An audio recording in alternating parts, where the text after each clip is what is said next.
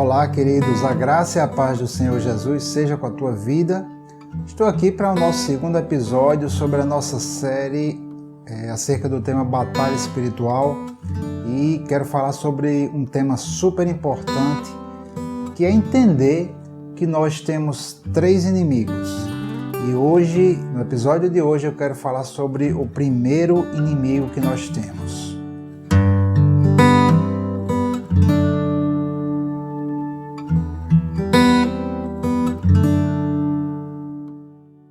Quando a gente fala sobre o tema batalha espiritual, obviamente a maioria das pessoas vai imaginar a luta que nós temos contra os espíritos.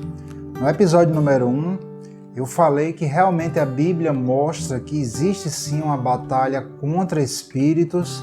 Lá no livro de Efésios, no capítulo 6, nós temos que lutar sim contra principados e potestades, contra hostes espirituais que guerreiam contra nós. Mas antes da gente entrar propriamente no assunto sobre essa batalha que nós travamos contra os espíritos malignos, né? E também é importante notar, enfatizar, né, eu diria, o propósito pelo qual os espíritos tentam nos atingir, que na verdade Satanás deseja morar, habitar no homem, para encontrar algum tipo de alívio, como o Senhor Jesus falou, né? Então, queridos, antes de a gente falar sobre o assunto dessa luta espiritual, é super importante a gente entender que nós temos três inimigos. O primeiro deles, eu diria que é a própria carne, e nós vamos tratar sobre este inimigo hoje. Os outros dois inimigos, eu chamaria de o mundo e o próprio, os espíritos propriamente ditos, né? Nesta ordem, certo? Então eu entendo que é super importante quando a gente vai falar sobre batalha espiritual entender isso, que se nós andarmos segundo a carne, de nada adianta você repreender Satanás, amarrar os espíritos, amarrar o demônio. Se você anda segundo a carne, você estará dando legalidade para que Satanás atinja a sua vida. Então nós vamos aprender isso hoje. Vamos lá para o livro de Gálatas, no capítulo 5. Vou ler aqui dos versículos 16 ao versículo 18. Diz assim: Digo, porém, andai em espírito e não cumprireis a concupiscência da carne. Porque a carne cobiça contra o espírito e o espírito contra a carne. E estes opõem-se um ao outro para que não façais o que quereis. Mas, se sois guiados pelo Espírito, não estáis debaixo da lei. Ok, gente? Então é super importante entender, primeiramente, nós temos um inimigo que eu diria que é o mais traiçoeiro de todos, que é a própria carne, né? E nós vamos ver mais à frente que a carne se refere ao nosso corpo, né? E não somente ao corpo, mas eu diria que essa parte da nossa mente, do nosso entendimento, que ainda está sendo transformado pela palavra, aqueles pensamentos, aquelas ideias que são de acordo com o mundo, Nós vamos tratar sobre o mundo para a gente entender o que é que significa isso no contexto da Bíblia, Então é super importante entender que nós temos um inimigo interno e nós sabemos que numa batalha, se você tiver um inimigo interno, esse seria talvez o mais traiçoeiro, o pior inimigo, que é um inimigo que ataca você de dentro, Então, anotei alguns pontos aqui, A palavra carne, ela fala mais dessa questão do sentido físico, Nós temos um lado espiritual, é o nosso espírito, nós temos um lado físico, que é o nosso corpo. E entre o lado espiritual e o lado físico, nós temos a nossa alma, que é a nossa psique, nosso intelecto, nosso entendimento, As nossas emoções também estão aí no lado da alma, certo? Então, depois da queda do homem, o nosso corpo, ele ficou separado de Deus, Vamos entender um pouco isso aí. Quando Adão pecou, o mundo físico caiu, a maldição entrou no mundo, Deus diz isso lá em Gênesis, no capítulo 3, quando fala para o homem as consequências do pecado dele, O Senhor diz: maldita é a terra por causa de ti. O nosso corpo, ele é feito do pó da terra, né? Inclusive as palavras hebraicas, elas têm toda a mesma raiz, que é Adam, que é homem, e Adamá, que é terra, se eu não me engano, né? E quando Deus disse que a terra teria maldição, Deus estava mostrando também ali que o corpo, né, que faz parte da terra, que volta ao pó da terra quando morre, o corpo estaria debaixo de maldição. Então, o nosso corpo, ele não habita o bem no nosso corpo. O apóstolo Paulo, lá em Romanos capítulo 7, ele diz que o querer obedecer a Deus está nele, né? Mas ele sabe que no corpo dele, na minha carne, ele diz, não habita bem algum. O nosso corpo, ele vai ser tendencioso ao pecado, né? A carne é fraca, como disse o Senhor Jesus Cristo, né? Vamos ver aqui, em Romanos, no capítulo 8, nós vamos ver que o apóstolo Paulo usa o termo carne e corpo como sinônimos. Em Romanos capítulo 8, versículo 13, diz assim: porque se viverdes segundo a carne, morrereis, mas se pelo Espírito mortificardes as obras do corpo, vivereis. Então veja que o apóstolo Paulo aqui pelo Espírito Santo está usando o termo obras do corpo. Lá no livro de Gálatas, nós vamos ver aqui, ele fala das obras da carne. Então veja que são sinônimos, são usados na Bíblia dentro de um contexto, dentro de um certo contexto. Quando se fala carne, andar segundo a carne, se está falando de andar segundo os desejos físicos, os desejos do corpo, os desejos que estão ligados às coisas do mundo, os desejos terrenos e pecaminosos. E nós precisamos compreender quais são essas obras da carne. Nós vamos passar a ler agora. Aqui no livro de Gálatas, né, nós vamos voltar para o livro de Gálatas, voltar aqui, no capítulo 5, a partir do versículo 19, nós temos aqui, até dando continuidade aos versículos que nós iniciamos aqui, né, ele começa a listar as obras da carne, e lá em Romanos 8:13, chama de as obras do corpo, e são essas, né? Vamos ler aqui, Gálatas 5, do 19 até o 21.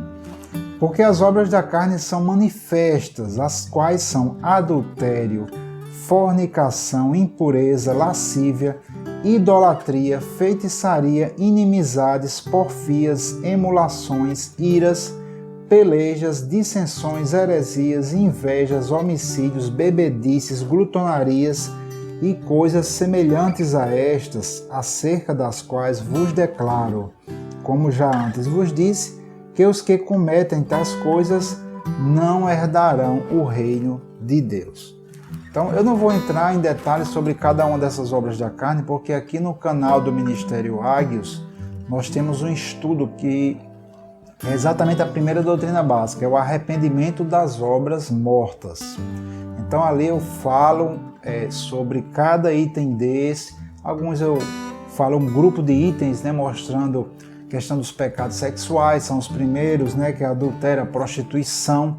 Como o nosso corpo é um templo do Espírito Santo, nós precisamos nos guardar dos pecados, né, as consequências de cada pecado.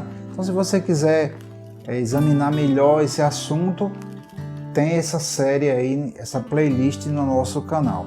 Mas aqui temos as obras da carne, e é importante a gente entender que são obras da natureza humana caída. São obras que você vai ser tentado nelas através do seu próprio corpo. E aí nós temos um problema, né? Nós temos o problema de que se nós andarmos segundo a carne, o inimigo terá acesso às nossas vidas, como eu já falei nesse vídeo, né?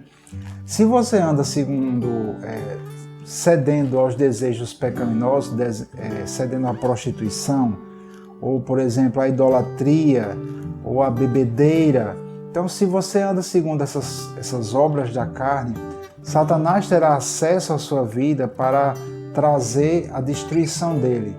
E aí não adianta a pessoa ficar repreendendo, ou até mesmo jejuando e orando. Se você vive uma vida de pecado, você abre a porta para Satanás, né?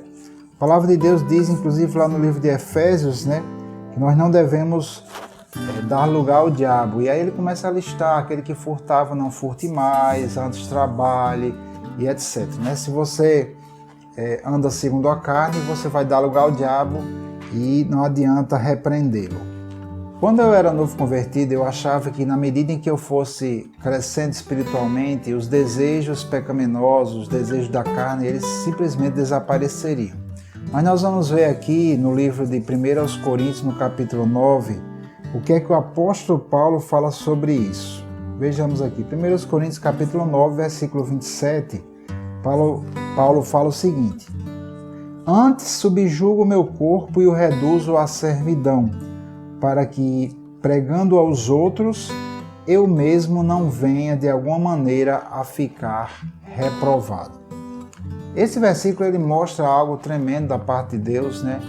É muito interessante a gente ver como é que uma pessoa como Paulo ainda precisava, mesmo após tantos anos de apostolado, ele precisava subjugar o seu corpo, né? A sua carne, como nós já vimos, né? Ao ponto dele dizer que se ele não subjugasse seu corpo, ele mesmo seria reprovado. Eu anotei aqui a palavra utilizada e que foi traduzida para subjugar é a palavra grega hipomiazo, que significa literalmente bater até deixar a pessoa com o olho roxo. Né? Algumas traduções dizem, por exemplo, antes esmurra o meu corpo. Claro que aqui ele não está falando, né, em esmurrar o seu corpo literalmente, mas subjugar até ao ponto de deixar, né, era usada essa palavra como acontecia com os lutadores, né? Um lutador esmurrava e batia no outro até deixar ele totalmente mortificado, né? Quase como sendo morto. Então, não existe um caminho fácil, queridos, para nós subjugarmos a nossa carne. É um sacrifício realmente. Nós precisamos oferecer os nossos corpos como um sacrifício vivo, santo e agradável a Deus. Está lá escrito no livro de Romanos, no capítulo 12. Então, nossa carne precisa ser oferecida em sacrifício porque a nossa carne ela é fraca e tendenciosa ao pecado. Pessoas que tiveram uma vida voltada para o pecado ao longo da sua juventude, dos seus anos de vida, quando elas se convertem, elas fatalmente serão tentadas, né, a voltar a essa vida de pecado. E o inimigo vai procurar usar, né, atacar você através da sua carne. Lembre-se o que eu ensinei no vídeo número 1. Satanás vai tentar levar você a pecar, vai tentar lhe influenciar para ele ter espaço na sua vida. E o primeiro espaço que ele vai tentar é exatamente através da sua carne. Este é um sofrimento que Deus não vai nos poupar.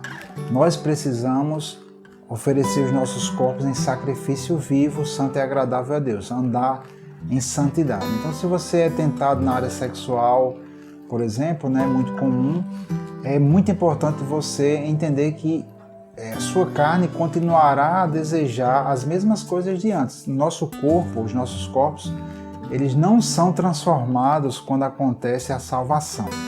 Quando nós somos salvos, os nossos espíritos são transformados, mas o nosso corpo não é transformado.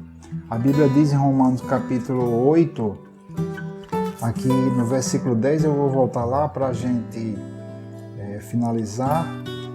Romanos capítulo 8, versículo 10, ele diz, né? E se Cristo está em vós, o corpo, na verdade, está morto por causa do pecado, mas o espírito vive por causa da justiça. Então, aqui temos a salvação. Seu espírito nasce de novo, é tornado uma nova criatura, é vivo, ou seja, ele está conectado a Deus, está em Deus. O nosso corpo não é transformado na salvação, os nossos corpos só serão transformados na ressurreição.